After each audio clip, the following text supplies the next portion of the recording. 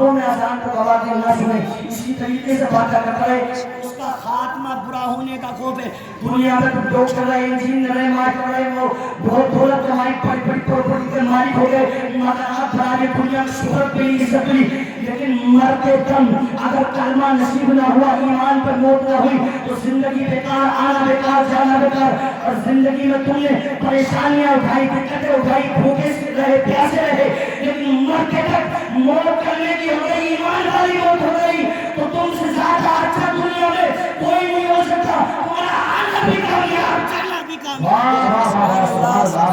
नारे तकबीर, नारे रिसालत, अहले सुन्नत, मसलके आला हज़रत मौलाना इस्लाम साहिब क़िबला, सरज़मीने जसपुर, जश्न गौसुल वरा, नारे तकबीर। सबसे बड़ी दौलत मुसलमान के लिए क्या है?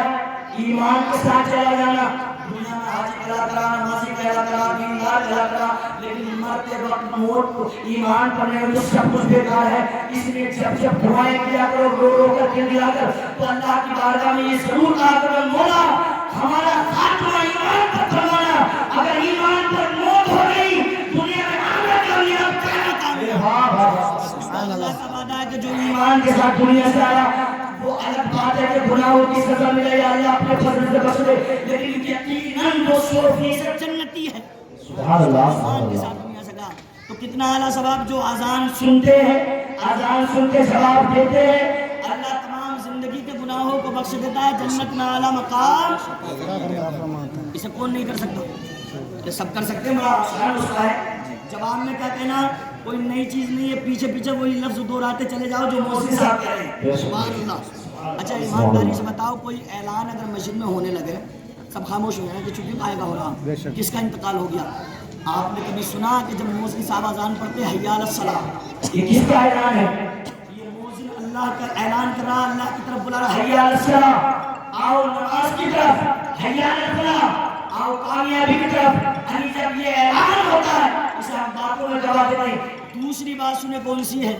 ये खुद शैतान कह रहा मेरे नबी से कि मैं बड़ा परेशान रहता हूँ। क्यों रहता है वो परेशान? इसलिए रहता है कि अल्लाह इसके बदले में इतना सवाब देता है कि जिंदगी के गुनाहों को माफ कर रहा है, वो जन्नत में आला मकाम दिला रहा है। सुभान अल्लाह, सुभान अल्लाह। इसलिए कि हमें जन्नत मिले। दूसरा अमल ये कि जो अल्लाह की राह में निकलते हैं, जिहाद करते हैं सिर्फ दीन के लिए, अल्लाह उनके और उनके तमाम ताल्लुकात रखने वालों की बख्शिश। तीसरा सुने, बड़ा आसान है, इसे हर एक करदार ना करे तो परेशान रहेगा। हर एक चाहता कि मैं कमाई करूं,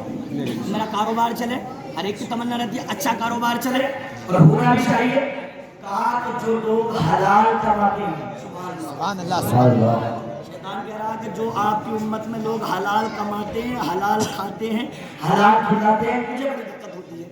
मुझे बड़ी परेशानी होती है, मैं बड़ा गमगीन रहता हूँ। इस वजह से पता चला कि इसमें सवाब कितना, ये जो लोग हलाल कमाते हैं, खाते हैं, हलाल खिलाते हैं, अल्लाह ताला उनकी तमाम जिंदगी के गुनाहों को बख्श देता है और जन्नत में आला मकाम अता फरमाता है।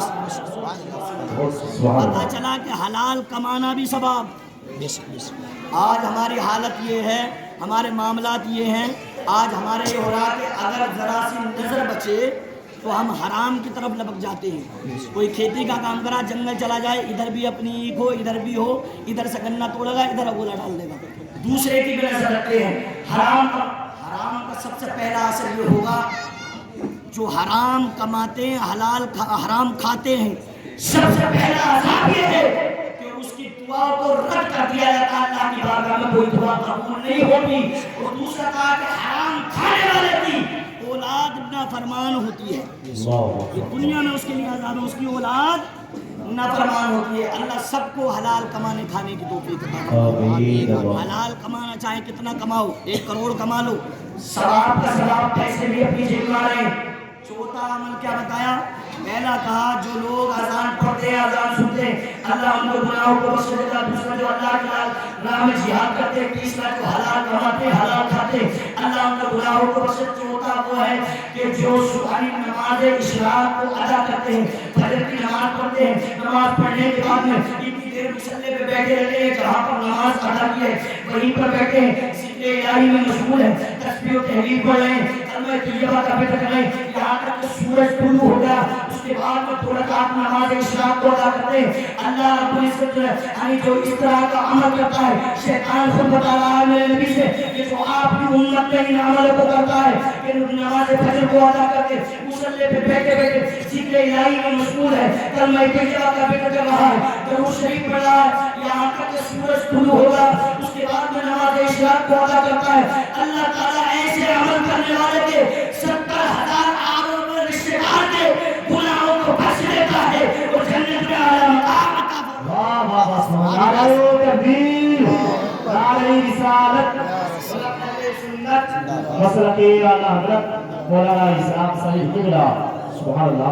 بہت خوب ماشاءاللہ 70,000 اپنے گناہ تو الگ لگائی کتنے ہوتے 70,000 احباب و رشتے دار کے گناہوں پر اللہ رب العزت بخش دیتا ہے اور جنت میں اعلیٰ مقام عطا فرما دیتا ہے سبحان اللہ مگر ماحول الگ ہے 8 یا 9 بجے تک رات کو موبائل میں ٹپٹ کوئی کچھ کر رہا اپنے لحاظ میں لیٹا ہوا کوئی کچھ کوئی اور آج سے نہیں پوچھتا کوئی PUBG میں لگا ہوا ہے پوری رات گزار دیتے ہیں آپ نے دیکھا ہوگا اس سے زیادہ تجربے کار ہے لوگ دنیا کی سڑکوں میں بیٹھنے کے بعد میں موبائلوں پہ لگے ہوئے ہیں راتوں کو بستر میں لیٹنے کے بعد میں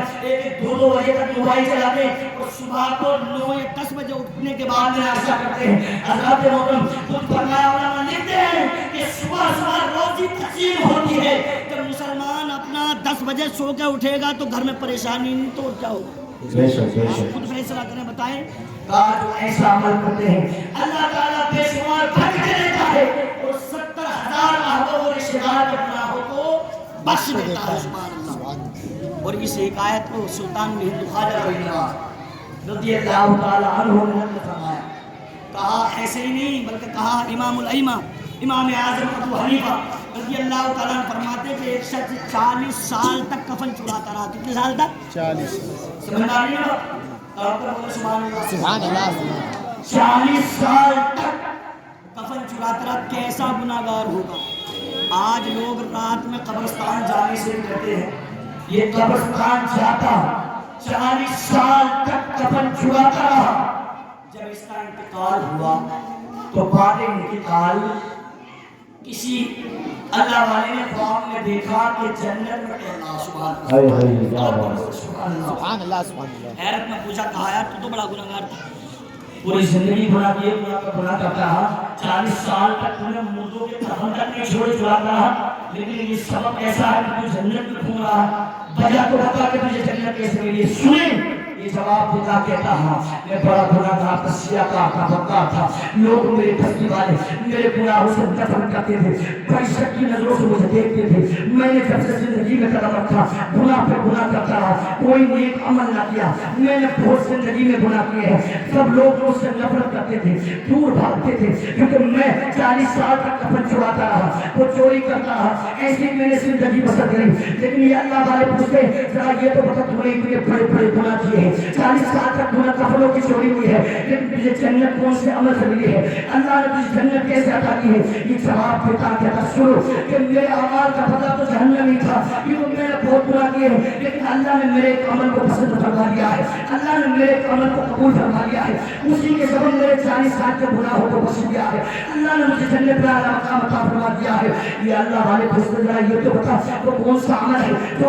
جس کی وجہ سے اللہ نے مجھے جنت عطا کر دی ہے 40 سال کے گناہوں کو تیرے بخش دیا ہے یہ نوجوان جواب دیتا کہتا سنو میرا ایک عمل یہ تھا کہ میں نماز فجر کو بجماعت ادا کرتا نماز فجر کو ادا کرنے کے بعد میں سب لوگ اپنے اپنے گھر آ جاتے تھے لیکن میں اپنے گھر نہیں آتا تھا ایک جگہ پر بیٹھتا رہتا وہیں بیٹھنے کے بعد میں تسبیح و تحلیل پڑھتا درود پاک پڑھتا کلمہ طیبہ کا ورد کرتا جو مجھے یاد تھا میں ذکر الہی میں مشغول رہتا یہاں تک کہ سورج طلوع ہو جاتا سورج طلوع ہونے کے بعد میں اس کے بعد میں 2 رکعت نماز اشراق کو پڑھتا یہ اسے پڑھنے کے بعد میں اس کے بعد میں گھر تشریف لاتا میرے اس عمل کو اللہ نے اتنا پسند فرما لیا اتنا پسند فرما لیا 40 سال کے گناہوں کو بخش دیا ہے اور جنت میں اللہ نے مجھے اعلیٰ مقام عطا فرما دیا واہ واہ واہ نعرہ تکبیر